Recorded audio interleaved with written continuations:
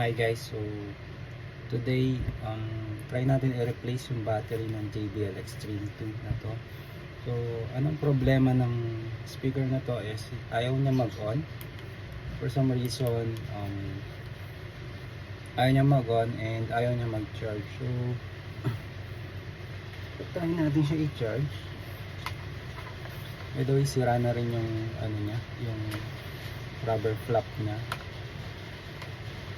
which is commonly na nasisira sa mga ganitong klaseng speakers. So pag linag ko to, ayun, hindi siya umiilaw. Tapos sometimes pag pinindot ko yung power on niya, mag-on siya tapos bigla siyang mamamatay. So bumili ako ng battery sa online, which is Lazada. Around ano siya, less than 900 siya nakuha during sale. So ito siya. Ituturo ko kung paano bubuksan at paano i-replace. So hopefully ma-resolve yung issue niya. Hopefully battery lang yung sira niya. I don't know kung may sira na rin siya sa board or something. So yeah, so start. Una, i-unbox ko to. Unbox ko na rin naman na to, pero ipapakita ko lang sa inyo. So ito yung battery. Pinili ko siya sa Lazada for 800 plus than 900. So meron na siyang tools like ito, yung pang tuklap ng protective mesh speaker. Tapos meron na siyang mini screwdriver para sa maliliit na screws. So yan, since Philip ang gagamitin natin, reversible siya, it is good. So karamihan kasi walang ganito. So if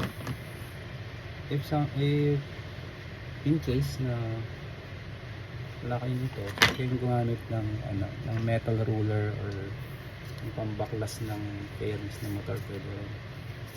Kaya kutsilyo, pero be careful na lang kasi medyo matalim, baka magasgasan yung yung unit. Okay, and ito yung battery. So I hope same siya ng performance tsaka ng dimension para hindi magka-problema sa pagkakas.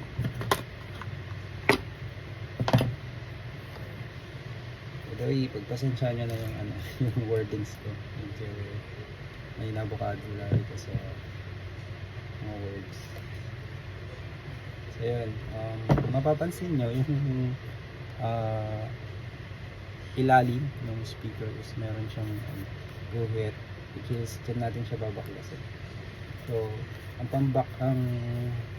diskarte ko is unahin ko ito sa likod, tapos dito naman yung target natin, just nandito yung battery. Actually matatanggal siyang buo, pero half na lang tatanggalin ko para i-test natin yung battery.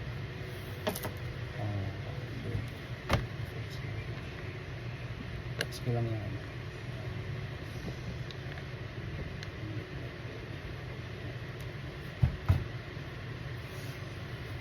So unahin natin dito. Ayan, bali naka-insert lang yung plastic na lock. So sa una na to,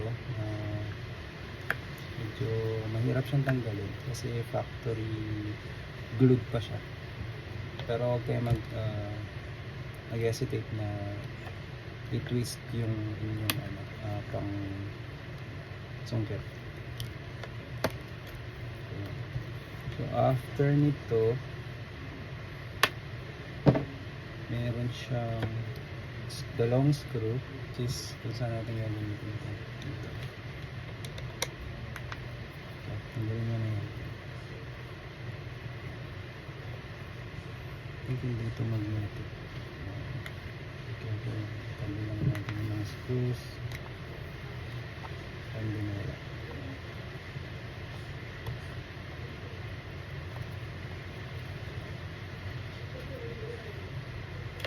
Nabuksan ko na to once na troubleshoot ko na.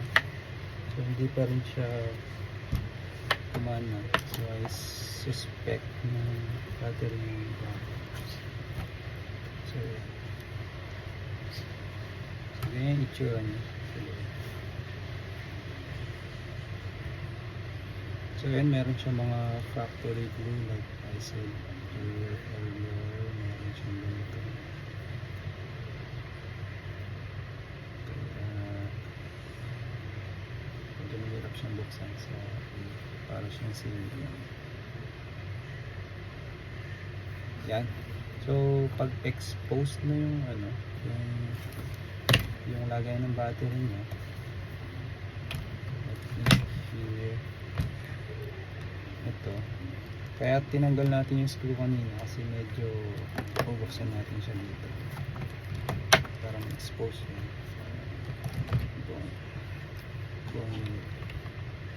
So yan pala, tatanggalin pala talaga siya ng buo. Kala ko pwedeng likod na lang siya.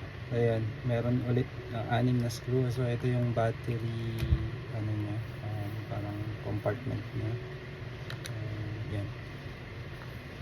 Actually, hindi ko pa sure kung safe sila ng fit yung battery.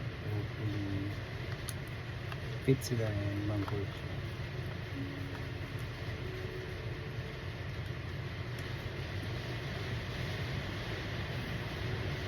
Fast forward na naman pagkalas.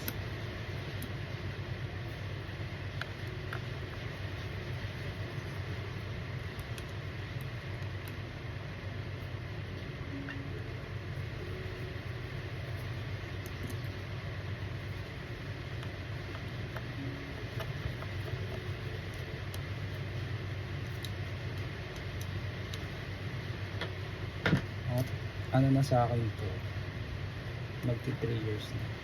Kaya siguro nasira niya yung battery. Pero seldom used to. I think yung kaka low battery yun yung nakakasira niya. So yan, itong battery kasi naka-agay siya. So yan, meron siyang clip sa loob parang sa mga connector common electronics. Alam na ng tawag dito sa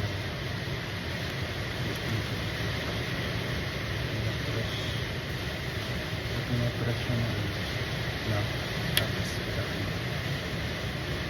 I hope yung interface din is the same. Sabi naman yung sa kasi so yun, compare na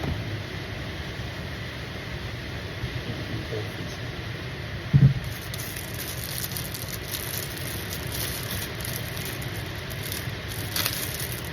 Ayun, mali yung specification sa JPL. Kasi ang sabi nila sa Extreme 2, 10,000 milliamperes. Pero yung connect yung battery is 5,000 plus. Which is 5,200. Same. Pero makikita niyo yung quality. Yung quality ng niya. Ayan. Ang sabi naman is parang brand which is Sun E-Tech. Ang sila. Doon ako yung brand.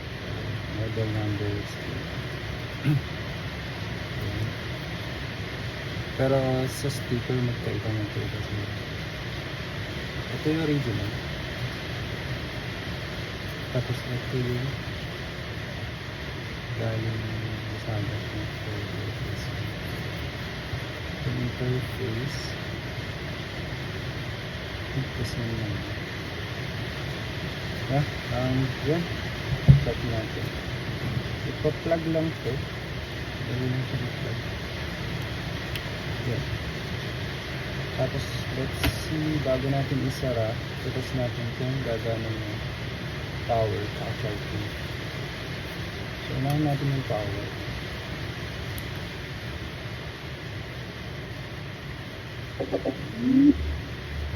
Ayan siya.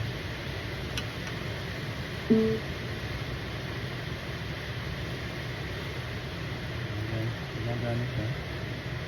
Tapos let's test na rin kung nag-charge siya before natin i-close.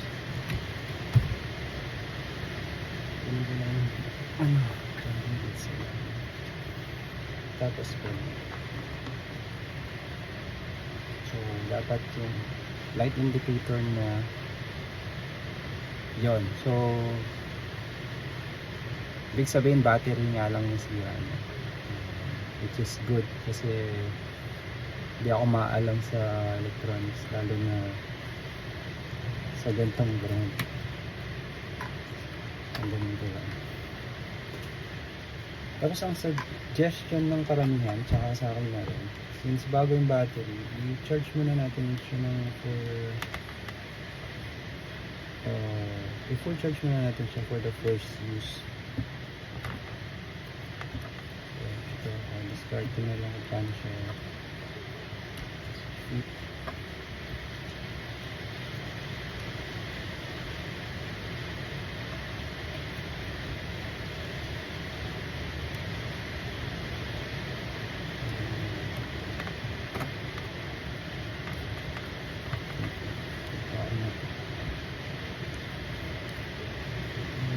Naka-on pa rin.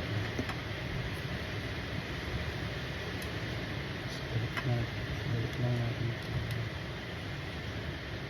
Parang gasket siguro to kasi they claim na splash proof sila. So, kailangan ito basag na tong unit ko dito.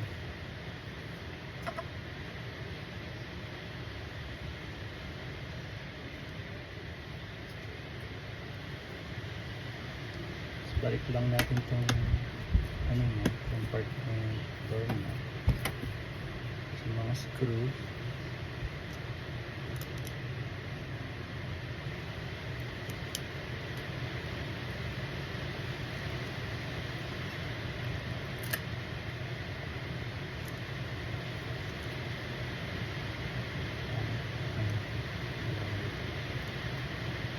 Baliktad yung gasket.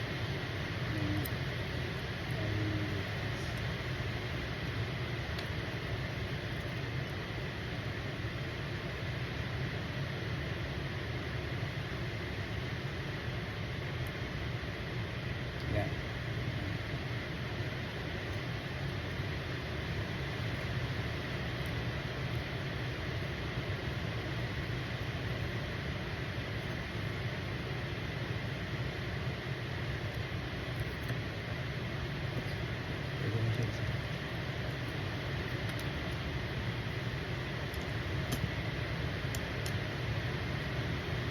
Para-pareho lang pala yung sizes ng pwede nyo sinapag sa mga sizes ng screw.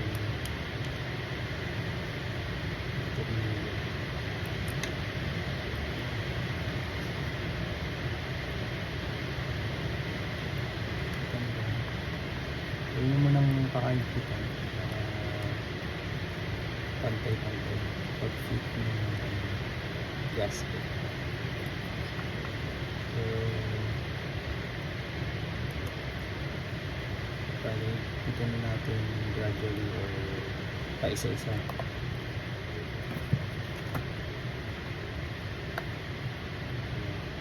Tapos, random kayo. So, ano ito corner. Tapos,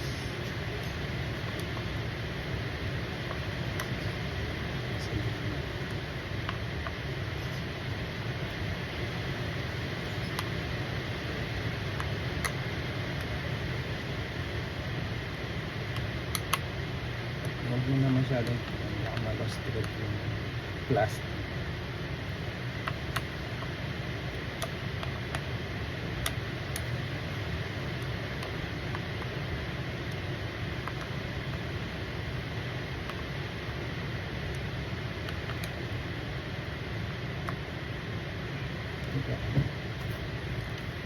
Tapos babalik na natin yung protective mesh, pero bago yan patente. Ito yung protective mesh niya. Unahin natin sa i-fit yung sa taas.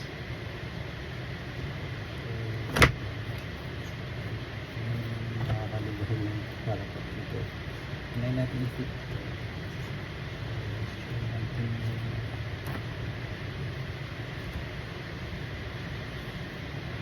Ano niya is mga latest ay hindi nakakampos na. Tapos ano natin sa harap.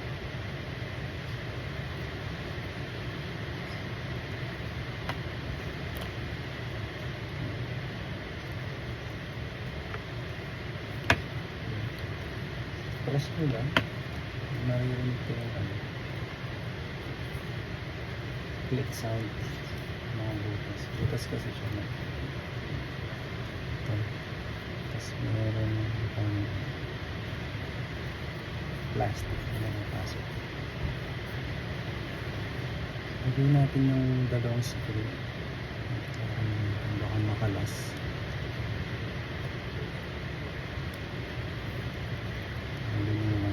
Factory after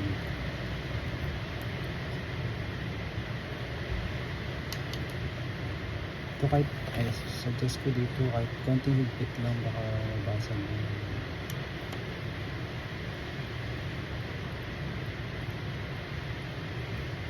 plastic.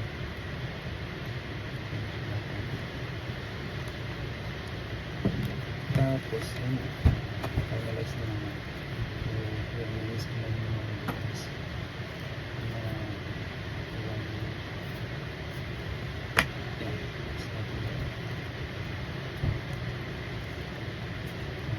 sa taas tapos ito tapos natin doon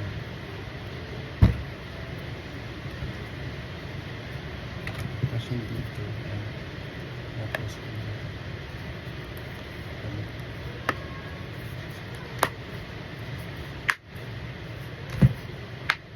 ayan nalagay na. So yan, nagtanong-tanong din pala ako kung magkano yung battery replacement nito. They charge 2,000 pesos. Pero yung kung malayo yung sa service,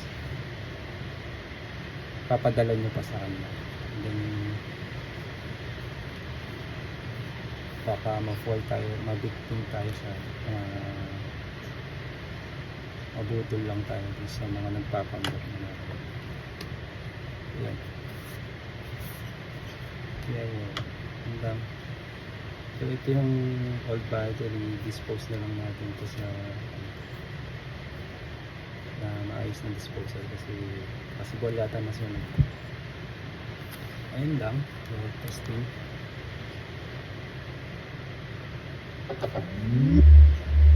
Yan, gumagana na ulit ang speaker na yun lang guys. So may kung natulungan kayo ng video na to, please request ko lang like and follow.